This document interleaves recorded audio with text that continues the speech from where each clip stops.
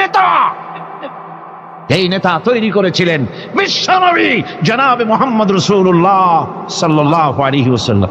সম্রাট আকবর নাম শোনেন নাই? কোথাকার প্রেসিডেন্ট? ভারতবর্ষে। কত বড় নাম করা ব্যক্তি, দ্বীন ইলাহি চালু করল। তার নামে আল্লাহু আকবার চালু করলো। আল্লাহু আকবার বলতে যেন তারে বোঝানো হয়। জিল্লে ইলাহি বলে ঘোষণা করা লাগলো তাকে। তার সামনে মাথা নত করার ব্যবস্থা করে দিল, কুর্নিশের ব্যবস্থা করে দিল। হযরত মুজাদ্দিদ আল বিসানি রাহমাতুল্লাহ আলাইহি এর বিরোধিতা করলেন। বিরোধিতা করার পরে সম্রাট জাহাঙ্গীর তার জেলের মধ্যে ঢুকাই দিল। তাকে যখন দরবারে দাওয়াত দিয়েছিল, একটা গেট বানালো যাতে করে তার মাথা নিচু করে ঢোকা লাগে। আল্লাহর মাহবুব বান্দা মুজাদ্দিদ আল বিসানি রাহমাতুল্লাহ আলাইহি তিনি মনে করলেন এখানে গেটটা নিচু করা হয়েছে যাতে করে আমি মাথা নিচু করে ঢুকি, আর এটাই সে কুর্নিশ হিসেবে ধরে নেবে। তিনি মাথা নিচু করলেন না, মর্দে মুজাহিদ বাদশার দরবারে নিজের বাম পাখানা আগে ঢুকাইয়া দিলেন। এই অপরাধে তাকে কারারুদ্ধ করা হলো। জেলখানার ভিতরে তিনি আছেন। কয়েক মাস পরে জেলার সাহেব চিঠি লিখেছেন বাদশার কাছে, জাহাপানা জেল তো হয় চোরের জন্য, ডাকাতের জন্য, বদমাশদের জন্য। কারে পাঠাইলেন জেলখানায়? মুজাদ্দিদ আল বিসানি নামক যে ব্যক্তিকে জেলে পাঠিয়েছেন, তিনি আসার পরে কয়েক মাসে আমার জেলের মধ্যে চোর আর ডাকাত যা ছিল সব আল্লাহর ওলিতে পরিণত হয়ে গেছে। সম্রাট আকবর সেকেন্দ্রায় তার কবর রয়েছে, কেউ জিয়ারত করতে যায় না। মুজাদ্দিদ আল বিসানি রাহমাতুল্লাহ আলাইহি হযরতে খাজা মুঈনুদ্দিন চিশতি রাহমাতুল্লাহ আলাইহির দরবারে আজও হাজার হাজার মানুষ কবরের কাছে জিয়ারত করতে যায়। দিনদার, ইমানদার, সৎকর্মশীল হলে আল্লাহ পাক তার মুহাব্বত মানুষের দিলের মধ্যে পয়দা করে দেন। আল্লাহ রাব্বুল আলামিন কোরআনে কারীমের মধ্যে বলেছেন, ফামান ইয়াকফুর বিত-তাগুতি ওয়া ইউমিন বিল্লাহি ফাকাদ ইসতামসাকা বিল উরওয়াতিল উসকা লা ইনফিসামা লাহা ওয়াল্লাহু সামিউন আলীম। ফামান ইয়াকফুর বিত-তাগুত ওয়া ইউমিন বিল্লাহ, যারা নাকি তাগুতকে অস্বীকার করেছে এবং আমি আল্লাহর প্রতি যারা ঈমান এনেছে, তারা এমন এক মজবুত, এমন এক অবলম্বন ধারণ করেছে যা কখনো ছিঁড়ে যাবার নয়, যা কখনো তাদেরকে ধ্বংস করবে না, বিচ্ছিন্ন করবে না।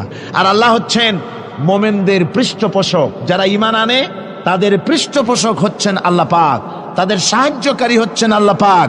তাদেরকে আল্লাহ পাক অন্ধকার থেকে আলোর দিকে নিয়ে আসেন। আল্লাহ পাক মোমেনদেরকে, মানুষদেরকে অন্ধকার থেকে কোথায় নিয়ে আসেন? আলোর দিকে। আর যারা নাকি কাফের, তাদের বন্ধু হচ্ছে তাগুত, তাদের সাহায্যকারী তাগুত। তাদেরকে এই তাগুতি শক্তি আলো থেকে অন্ধকারের দিকে নিয়ে যায়। এই জন্য যারা মোমেন হবে, মোমেনদের মধ্যে ঈমান আনার পর কিছু গুণ তার মধ্যে সৃষ্টি হতে হবে, কিন্তু কোয়ালিটি তার মধ্যে সৃষ্টি হতে হবে। সেই কোয়ালিটিগুলি কি, তা একটি একটি করে আপনাদের সামনে আমরা পেশ করব ইনশাআল্লাহুল আজিজ। একটি মানুষ যখন মোমেন হয়, ঈমানদার হয়, তো মোমেন হওয়ার আগ পর্যন্ত সে হয় হীনমন্যতায় ভোগে, ইনফেরিয়রিটি কমপ্লেক্স, এহসাসে কমতরি, হীনমন্যতা। অর্থাৎ আল্লাহর প্রতি ঈমান আনার আগ পর্যন্ত সে আগুনের মধ্যে ক্ষমতা আছে, পানির মধ্যে ক্ষমতা আছে। যখন সে ব্যক্তি ঈমান আনার পরে তার ভেতরে আত্মসম্ভ্রম পয়দা হয়ে যায়, শখসিয়তের পয়দা হয়ে যায়, তার ভিতরে এমন একটা আত্মমর্যাদা বোধ এসে যায় যে আমি যেগুলির সামনে মাথা নত করি আর শক্তি আছে বলে মনে করি, এগুলি তো আসলে কিছুই না। সব শক্তির মূল হতেছেন তো আল্লাহ রব্বুল আলামিন।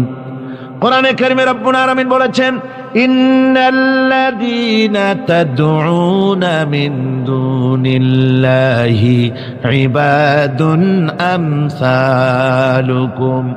আল্লাহ পাক বলেন, আমাকে বাদ দিয়ে তোমরা যাদেরকে ডাকো, আমাকে বাদ দিয়ে যাদের আশ্রয় গ্রহণ করো, যাদের কাছে সাহায্য কামনা করো, ওরা তোমার মতো আমার আর একটি গোলাম।